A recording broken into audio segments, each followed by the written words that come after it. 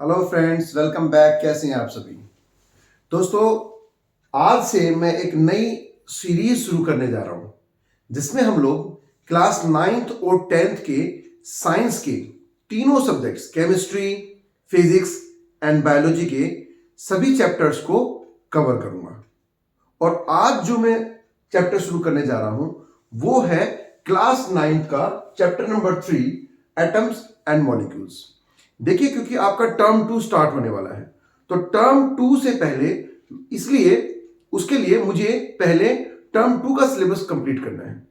उसके बाद हम धीरे धीरे फिर जैसे नया सेशन स्टार्ट होगा तो 9th और 10th के बाकी जो चैप्टर्स हैं उनको भी हम अपनी सीरीज में लेके आएंगे। तो फ्रेंड्स, शुरू करते हैं एटम्स एंड मॉलिक्यूल्स। देखिए, हमारे चारों तरफ बहुत सारे तरह की चीजें हैं। कुछ लिविंग थिंग्स हैं, कुछ नॉन लिविंग थिंग्स हैं। आज मैं आपको एक बार इंट्रोडक्शन दे देता हूं कि जो हम केमिस्ट्री पढ़ने जा रहे हैं उसकी शुरुआत कैसे होती है, क्या है केमिस्ट्री, क्या पढ़ते हैं हम लोग केमिस्ट्री के अंदर। साइंस के 3 सब्जेक्ट हैं। साइंस के अंदर केमिस्ट्री है, एक अलग स्ट्रीम है, फिजिक्स एक अलग सब्जेक्ट है और बायोलॉजी एक अलग सब्जेक्ट है। तो आज थोड़ा जान लेते हैं कि हम केमिस्ट्री में पढ़ते क्या है। देखिए फ्रेंड, हमारे चारों तरफ बहुत सारी चीजें हैं। उनमें से कुछ जो है जीव हैं, कुछ निर्जीव हैं, लिविंग नॉन लिविंग। 2 तरह की चीजें हमारे आसपास पाई जाती हैं। ये जो लिविंग वर्ल्ड है इसकी स्टडी हम लोग करते हैं बायोलॉजी के अंदर। इसकी स्टडी हम लोग करते हैं बायोलॉजी के अंदर। लेकिन जो नॉन लिविंग थिंग्स हैं, नॉन लिविंग थिंग्स के अंदर उनके जो केमिकल रिएक्शंस हैं, किस तरीके से कंपाउंड्स आपस में जुड़ते हैं, सिंपलर सब्सटेंसेस आपस में जुड़ करके बड़े बड़े कॉम्प्लेक्स सब्सटेंसेस बनाते हैं और कैसे कॉम्प्लेक्स सब्सटेंसेस टूट करके सिंपलर सब्सटेंस बनते हैं। इस तरह की जो चीजें हम पढ़ते हैं वो हम पढ़ते हैं केमिस्ट्री के अंदर। अब देखिए, नॉन लिविंग थिंग्स और लिविंग थिंग्स ये किसी ना किसी फंडामेंटल यूनिट से बने हुए हैं। अगर हम नॉन लिविंग थिंग्स में एग्जांपल लें, सपोज मैं इस चौक का एग्जांपल लेता हूं। ये चौक जो है एक नॉन लिविंग थिंग है।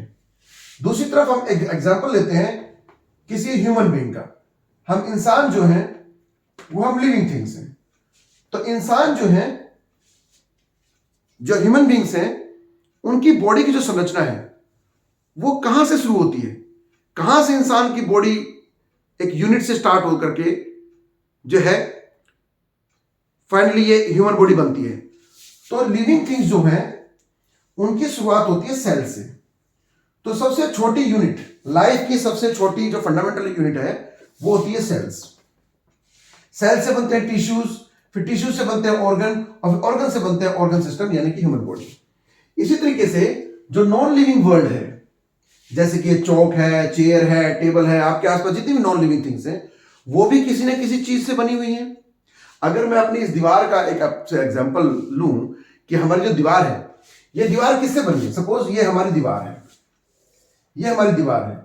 तो ये जो दीवार है ये बहुत सारी ईंटों से मिलकर बनी है, बहुत सारी ब्रिक्स से जो है मिलकर के दीवार बनी हुई है। तो फ्रेंड्स, जिस तरीके से इस पूरी दीवार को बनाने के लिए फंडामेंटल यूनिट क्या है, एक ईंट, ये जो ब्रिक है, ब्रिक्स के जुड़ने से ये दीवार बनी। इसी तरीके से हमारे आसपास जितनी भी नॉन लिविंग थिंग्स हैं वो भी किसी न किसी फंडामेंटल यूनिट से या स्मॉल पार्टिकल्स के मिलने से बनी है। तो फ्रेंड्स, हमारे इस चैप्टर में हम केमिस्ट्री का वो इनिशियल स्टेज, वो इनिशियल लेवल आज शुरू करने जा रहे हैं, पढ़ने जा रहे हैं, जिसके बाद केमिस्ट्री की शुरुआत होती है। केमिस्ट्री के अंदर हम केमिकल्स के बारे में पढ़ते हैं, कंपाउंड्स के बारे में पढ़ते हैं, एलिमेंट्स के बारे में पढ़ते हैं, किस तरीके से कंपाउंड बनते हैं, एलिमेंट्स की क्या प्रॉपर्टीज हैं, एलिमेंट्स के क्या सिंबल हैं, कंपाउंड्स के क्या फार्मूलाज हैं, कैसे फार्मूले बनते हैं, ये सारी बातें। फिर 10th क्लास में जब हम जाएंगे तो किस तरीके की रिएक्शंस होती हैं, अलग अलग तरह से कैसे केमिकल रिएक्शंस होती हैं, कैसे सिंपलर सब्सटेंस जुड़ करके बड़े बड़े सब्सटेंस बन जाते हैं। ये सारी चीजें कहां से शुरू होती हैं? ये सारी चीजें शुरू होती हैं एटम से। तो आइए फ्रेंड्स, शुरू करते हैं हमारा चैप्टर और समझते हैं कि क्या होता है ये एटम और क्या होते हैं मॉलिक्यूल्स। सो फ्रेंड्स, हमारे चारों तरफ जो मैंने आपको बताया बहुत सारी चीजें हमारे आसपास हैं। तो ये जितनी भी चीजें हमारे आसपास हैं, चाहे वो बहुत छोटी है, चाहे वो बहुत बड़ी है, चाहे वो कोई एलिफेंट है, चाहे वो कोई स्मॉल पार्टिकल है। मान लो इस चौक को अगर हम क्रश करते हैं, तो इस चौक को क्रश करने के बाद जो स्मॉलेस्ट पार्टिकल्स प्राप्त होंगे, वो भी चाहे वो सुई की नोक के बराबर ही क्यों ना स्पेस कवर करते हो, लेकिन वो धरती पर स्पेस को कवर करते हैं, कुछ ना कुछ जगह जरूर घेरते हैं। चाहे वो छोटी चींटी हो, वो भी एक थोड़ा सा स्पेस जरूर घेरती है, या बड़ा एलिफेंट है, डायनासोर्स थे। तो बड़े से बड़ी चीज और छोटी से छोटी चीज जो इस धरती पाई जाती है, चाहे वो लिविंग है चाहे नॉन लिविंग थिंग है, वो सब कुछ ना कुछ स्पेस कवर करते हैं और उनकी बॉडी में कुछ ना कुछ मास है। तो फ्रेंड्स, आपने अपने अर्लियर चैप्टर्स में पढ़ा है मैटर। देखो, एटम्स को पढ़ने के लिए हमें मैटर से अपने चैप्टर नंबर 1 और चैप्टर नंबर 2 को जरूर थोड़ा बहुत समझना पड़ेगा, तो मैं उसको रिकॉल कर देता हूं। हमने चैप्टर नंबर 1, 2 में पढ़ा कि मैटर, हमारे चारों तरफ ये जितनी चीजें मैंने आपको बताई, living non living things, they all are called matter. तो मैटर की प्रॉपर्टी क्या होती है? Anything that occupy space and has mass, that is called matter. फिर हमने अर्लियर चैप्टर्स में ये भी पढ़ा कि जो मैटर है वो कई स्टेट्स में पाए जाते हैं। सॉलिड स्टेट्स में पाए जाते हैं, लिक्विड स्टेट्स में पाए जाते हैं और गैस स्टेट में पाए जाते हैं। तो मैटर जो है, हमारे आसपास जो चीजें हैं, वो या तो सॉलिड है, या फिर वो लिक्विड है, या फिर वो गैस है। यानी कोई चीज या तो हमें दिखती है, कोई चीज दिखती है, लिक्विड और सॉलिड है, और कुछ चीजें गैस हमें दिखती नहीं है, इनविजिबल चीजें। तो चाहे कोई विजिबल चीज है, चाहे कोई इनविजिबल चीज है, चाहे वो लिक्विड है, चाहे सॉलिड है, चाहे गैस है, ये सब चीजें स्मॉलेस्ट पार्टिकल से मिलकर बनती हैं। इसी चौक का दोबारा से एग्जांपल लेते हैं। सपोज हमारे पास ये चौक है, अगर हम इस चौक को तोड़ना शुरू करें, if we start to break down this chunk, हमारे पास है एक चौक। इस चौक को हमने क्रश किया और जितना पॉसिबल हुआ हमने इसको क्रश करके, इसको ब्रेक करके माइन्यूट पार्टिकल्स में कन्वर्ट कर दिया। तो देखिए, बहुत छोटे छोटे पार्टिकल्स में हमने इसको तोड़ दिया। तो ये जो छोटे छोटे पार्टिकल्स जो हमें विजिबल है, मैं आपको बता दूं कि ये भी बहुत सारे और छोटे छोटे पार्टिकल से मिलकर बने हुए हैं। अगर हम इनको और ज्यादा तोड़ें, हमारे पास कोई ऐसी मशीन हो जो इन स्मॉल पार्टिकल्स को भी और ज्यादा क्रश कर सकती है, तो उसका यूज करके हम इसको और ज्यादा तोड़ देते हैं। इतनी हद तक तोड़ो कि फिर ये हमें दिखने भी बंद हो जाए, इनविजिबल हो जाए। तो वो जो स्मॉलेस्ट पार्टिकल होगा, जहां से इस चौक के बनने की शुरुआत हुई, उस स्मॉलेस्ट पार्टिकल को हम कहेंगे एटम। तो देखिए, हमने इस चौक को क्रश किया और इतने स्मॉल पार्टिकल्स में इसको क्रश किया कि बिल्कुल माइन्यूट जो पार्टिकल्स हैं, जो दिखने भी बंद हो गए हैं, वहां तक तोड़ते चले गए। एक समय सीमा, फिर एक सीमा ऐसी आ जाएगी, उसके बाद ये पार्टिकल्स फिर टूटना बंद हो जाएंगे। तो ये जो स्मॉलेस्ट पार्टिकल हैं, जो अब इंडिविजुअल हो गए हैं, इसके आगे और नहीं तोड़ा जा सकता। तो ये इंडिविजुअल जो पार्टिकल है या स्मॉलेस्ट पार्टिकल जो है, इसे हम कहते हैं एटम्स। देखिए, हमारे आसपास बहुत सारी ऐसी चीजें भी हैं जो इनविजिबल हैं, लेकिन फिर भी वो मैटर है। Example, gas. अगर आपके आसपास मान लो ऑक्सीजन है, हम लोग सांस लेते हैं, हम सबको पता है हम सांस लेते हैं, हमारे अंदर एयर जा रही है और हम ऑक्सीजन को, we are using oxygen for breathing purpose. तो फ्रेंड्स, क्या ऑक्सीजन आपको दिखती है? ऑक्सीजन आपको नहीं दिखती है, लेकिन फिर भी ऑक्सीजन के अंदर कुछ ना कुछ मास है, एयर के अंदर कुछ ना कुछ मास है, हवा के अंदर भी वजन होता है। आप एक फ्लैटेंड फुटबॉल ले लीजिए या वॉलीबॉल ले लीजिए, जिसके अंदर अभी एयर नहीं भरी है, उसका वजन कर लीजिए, उसके बाद उसमें हवा भर दीजिए, हवा भरने के बाद उसका वजन कीजिए, तो आप क्या पाएंगे? आप पाएंगे कि दोनों के वजन में फर्क आ गया, वजन बढ़ गया बॉल का हवा भरने के बाद। ये चीज क्या एक्सपेरिमेंट करती है, क्या प्रूव करती है?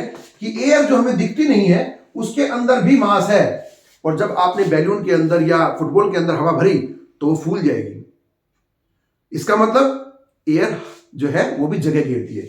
तो कोई विजिबल चीज हो या इनविजिबल चीज हो, दोनों ही अगर वो स्पेस कवर करती हैं, किसी भी अर्थ पर या स्पेस में कहीं भी वो कुछ भी स्पेस कवर करती हैं, सुई की नोक के बराबर करें या उससे भी छोटी जगह कवर करें, या फिर वो एलिफेंट की तरह ज्यादा जगह कवर करें, उससे फर्क नहीं पड़ता। लेकिन anything that occupy space and has mass that is called matter. तो वो सारी चीजें क्या कहलाती हैं? मैटर। और जो मैटर होते हैं, जैसे हमने चौक के एग्जांपल से समझा, जब हम इनको बहुत ज्यादा स्मॉलेस्ट स्मॉलेस्ट स्मॉलेस्ट पार्टिकल्स में तोड़ते चले जाते हैं, डिवाइड करते चले जाते हैं, तो फाइनली एक ऐसी स्टेज आ जाएगी जहां पर वो टूटना बंद हो जाएगा, यानी मैटर का स्मॉलेस्ट पार्टिकल हमें प्राप्त हो जाएगा। तो ये जो स्मॉलेस्ट पार्टिकल होता है ना, इसे हम कहते हैं एटम। एटम।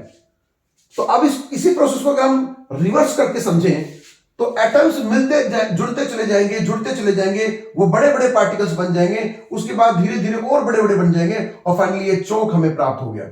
उसके बाद ये मैटर बन गया चौक।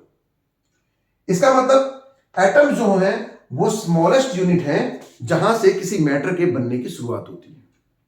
आप इस तरीके से कह सकते हैं। तो what is the definition of atom? Atoms are the smallest particle by which any matter is made, by which all these matters are made, and these smallest particles are indivisible. ये smallest particle अब आगे further जो है इनको तोड़ा नहीं जा सकता। ये होता है एटम।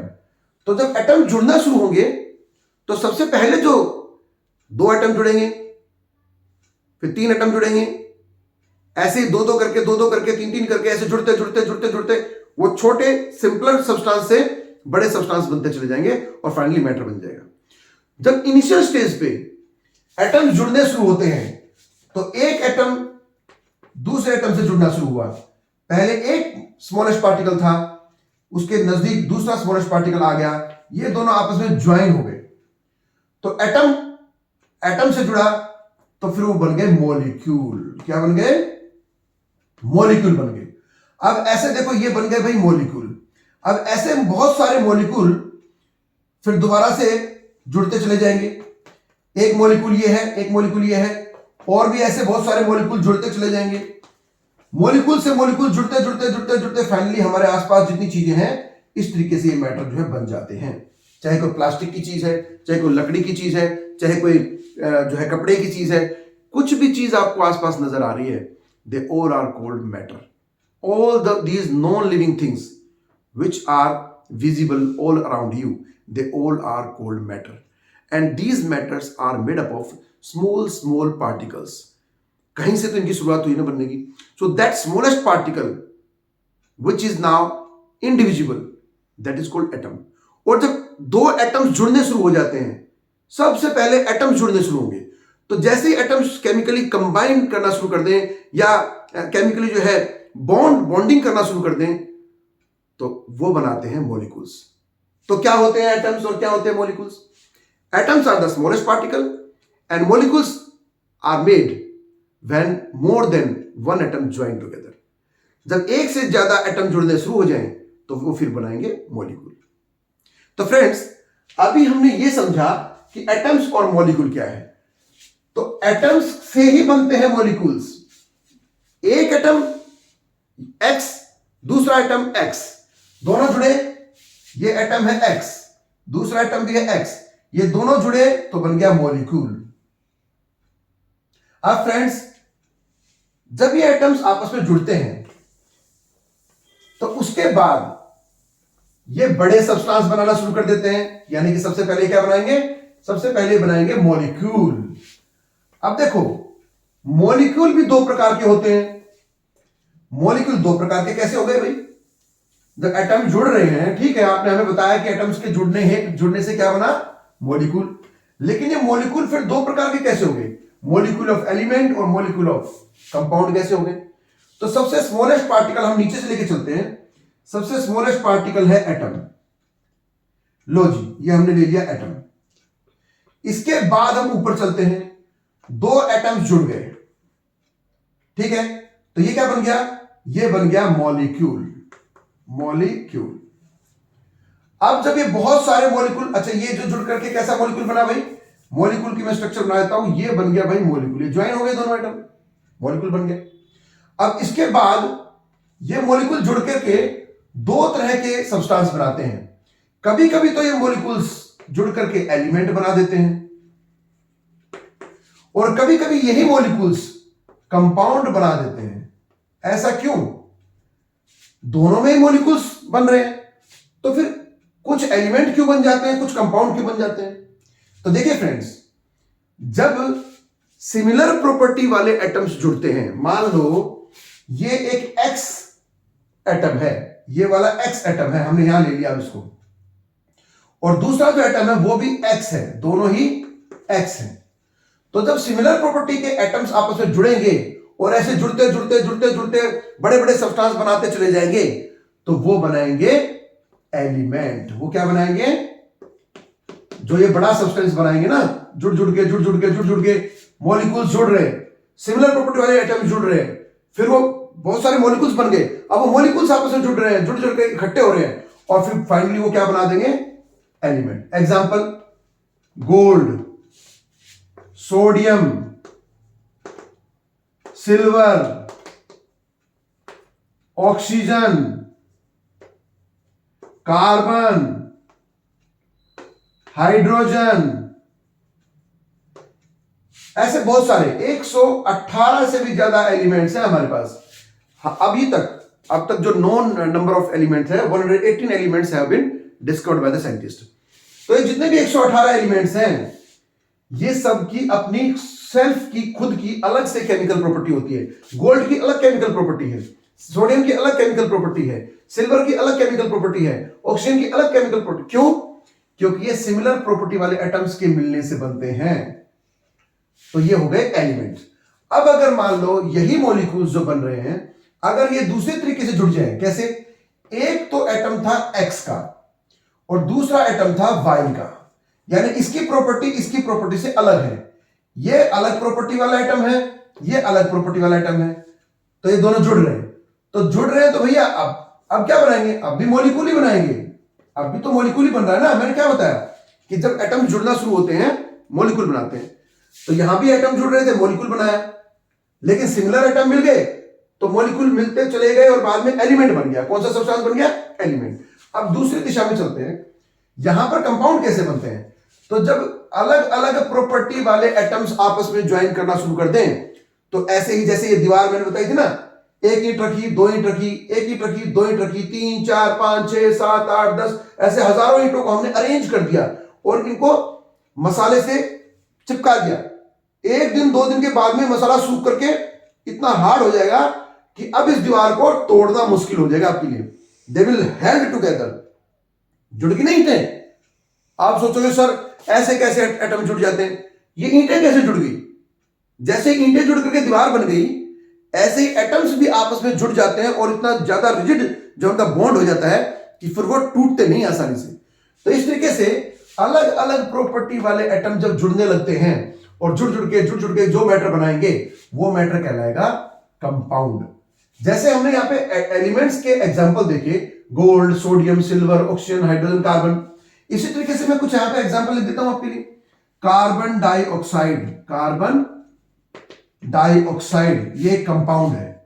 वाटर एक कंपाउंड है। मिल्क एक कंपाउंड है। ठीक है, तो ये सब क्या है? पेट्रोल, पेट्रोल भी एक कंपाउंड है। डीजल, डीजल भी एक कंपाउंड है। सल्फर डाइऑक्साइड, सल्फर डाइऑक्साइड भी एक कंपाउंड है। H2SO4 सल्फ्यूरिक एसिड, ये भी कंपाउंड है। HNO3 निट्रिक एसिड, ये भी एक कंपाउंड है।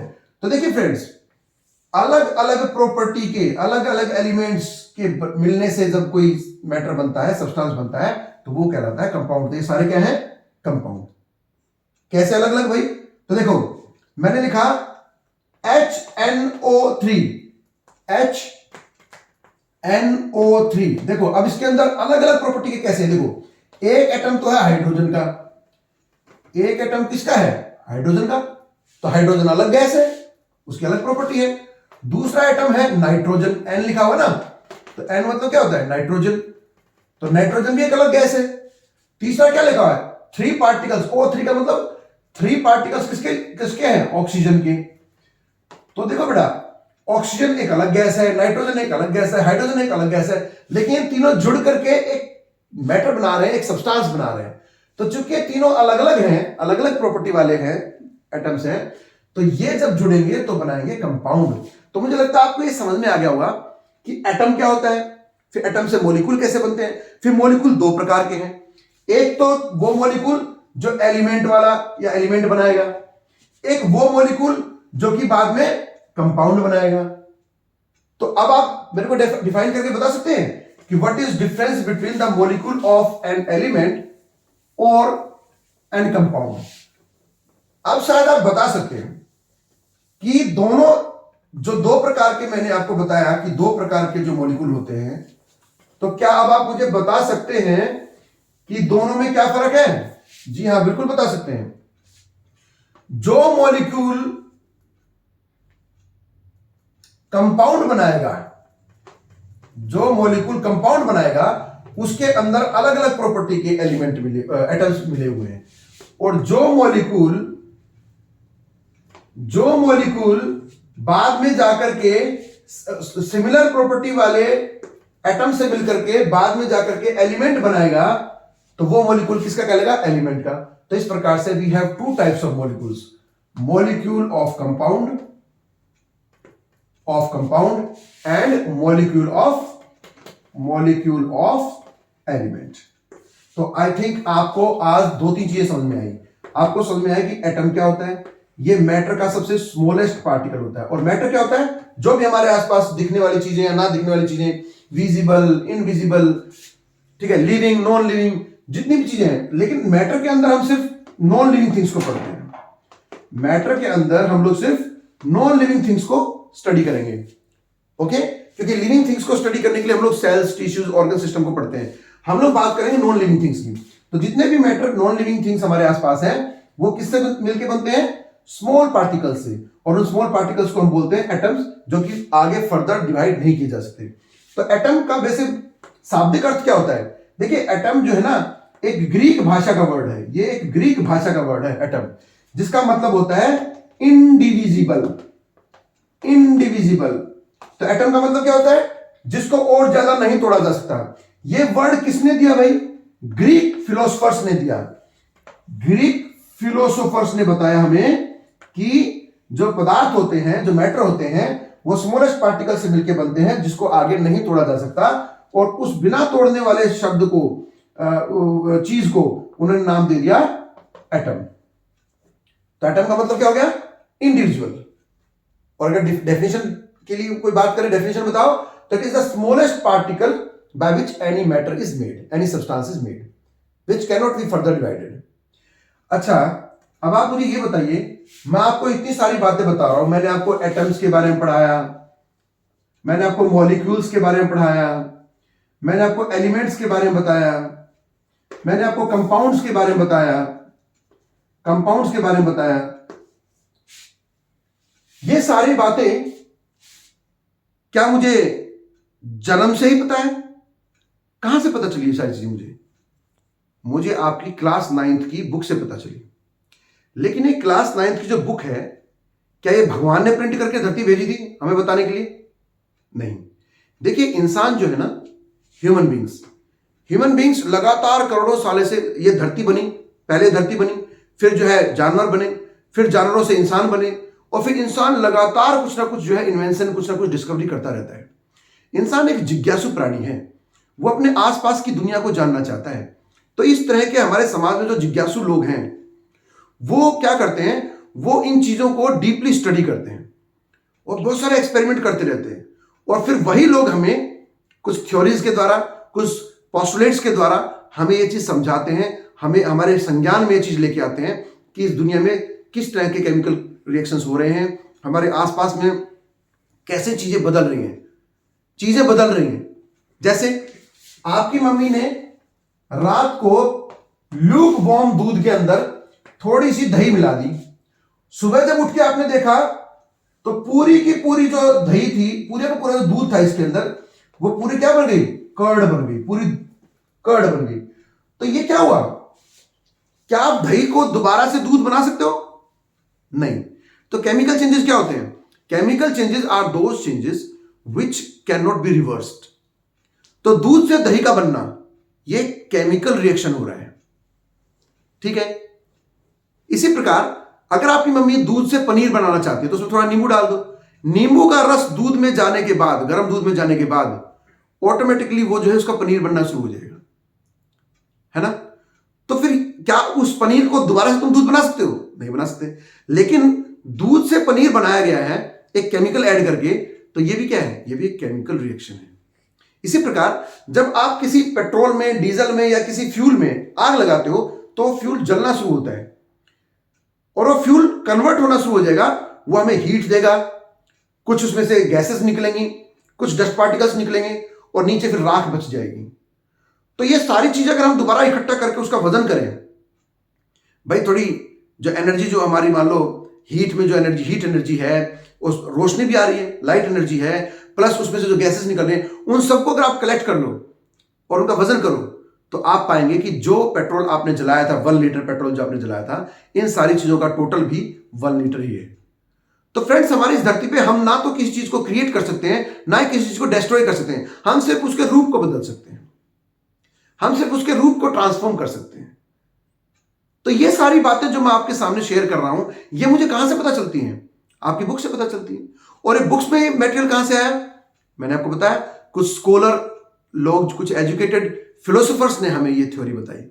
बहुत सारे कालखंडों में, अलग अलग कालखंडों में बहुत सारे ऐसे फिलोसोफर्स हुए हैं, ऐसे जिज्ञासु लोग हुए हैं, ऐसे स्कॉलर्स लोग हुए हैं जिन्होंने इन चीजों पर ध्यान दिया, इन चीजों को मॉनिटर किया, ऑब्जर्व किया, स्टडी किया, उन पर एक्सपेरिमेंट किया और तब जाकर के एविडेंस के साथ उन्होंने इस चीज को प्रूव किया। तो फ्रेंड्स, हमारे ये चैप्टर की शुरुआत एटम्स एंड मॉलिक्यूल्स, इसकी शुरुआत आपकी जो बुक में दी हुई है उसमें कुछ फिलोसोफर्स के नाम लिखे हुए हैं जिन्होंने हमें सबसे पहले बताया कि एटम क्या होता है और एटम जब आपस में जुड़ते हैं तो वो किस नियम से जुड़ते हैं, उनका जुड़ने का क्या लॉ है, क्या रूल्स है, क्या प्रिंसिपल्स हैं, किस तरीके से वो जुड़ेंगे। ऐसा नहीं कि कोई किसी के साथ जुड़ जाएगा। जब एटम्स आपस में जुड़ते हैं ना, तो कोई पर्टिकुलर एटम किसी पर्टिकुलर एटम के साथ नहीं जुड़ता है। ऐसा नहीं कि सारे एटम्स के साथ जुड़ सकते हैं। यानी गोल्ड का जो एटम है वो सिल्वर के एटम के साथ कभी नहीं जुड़ता। यानी मेटल और नॉन मेटल, देखो जितने भी हमारे एलिमेंट्स हैं, हम उनको मेटल और नॉन मेटल में डिवाइड कर सकते हैं। तो आप पाएंगे, सरप्राइजिंग फैक्ट मैं आपको एक बताता हूं, मेटल कभी मेटल के साथ में रिएक्शन नहीं करते, मेटल नॉन मेटल के साथ में रिएक्शन करते हैं। आपने इससे अर्लियर क्लासेस में पढ़ा होगा कि same charges repel each other and opposite charges attract each other. तो ऐसा ही कुछ फंडा केमिस्ट्री के अंदर भी हमने पढ़ना है कि जो सेम क्वालिटी वाले रखने वाले जो मेटल्स हैं वो आपस में रिएक्शन नहीं करेंगे, क्योंकि वो सारे पॉजिटिव चार्ज होते हैं, और जो नॉन मेटल्स हैं वो सारे नेगेटिवली चार्ज होते हैं। वो पॉजिटिव नेगेटिव चार्ज आपस में रिएक्शन कर सकते हैं, मेटल के साथ रिएक्शन नहीं करेगा। तो ये सारी बातें हम लोग को इस केमिस्ट्री में पढ़ना है। ये हमारा बेसिक टॉपिक है, chapter number 3, atoms and molecules. इसमें हम अपने नेक्स्ट लेक्चर में पढ़ेंगे कि कौन से एंशिएंट इंडियन फिलोसोफर्स थे जिन्होंने परमाणु के बारे में, एटम्स के बारे में बताया, और कौन से वो ग्रीक साइंटिस्ट थे या फिलोसोफर्स थे। उस टाइम पे हम साइंटिस्ट नहीं बोलेंगे, ये वर्ड उस टाइम पे यूज नहीं कर सकते, वो तो फिलोसोफर्स हुआ करते थे। तो ग्रीक कुछ फिलोसोफर्स थे जिन्होंने परमाणु के बारे में बताया कि इसको और ज्यादा नहीं तोड़ा जा सकता, और उन्होंने ही इसको नाम दिया एटम। इसके बाद 18वीं सेंचुरी के बाद फिर जब लोगों का इन चीजों की तरफ ध्यान गया तो बहुत सारे एक्सपेरिमेंट्स होने लगे। लेवोजियर ने अपने लॉ ऑफ केमिकल कम्बिनेशन दिया, फिर उसके बाद डाल्टन आएंगे, जॉन डाल्टन ने, जो कि एक केमिस्ट थे, इंग्लिश केमिस्ट। उन्होंने फिर एक पूरा पोस्टुलेट ही बना दिया, पूरी थ्योरी दे दी कि भाई कैसे कैसे एटम क्या होता है, केमिकल रिएक्शन क्या होती हैं, एटम्स के अंदर क्या होता है, किस तरह की प्रॉपर्टीज होती हैं। तो फ्रेंड्स, अगले लेक्चर में हम लोग इस चैप्टर को शुरू करने जा रहे हैं। आज हमने कुछ बेसिक कंसेप्ट को समझा, अब आपको पता चल गया कि ये सारी चीजें कैसे कैसे वर्क करती हैं। तो मिलते हैं अपने नेक्स्ट वीडियो में और चैप्टर की शुरुआत करेंगे। Thank you.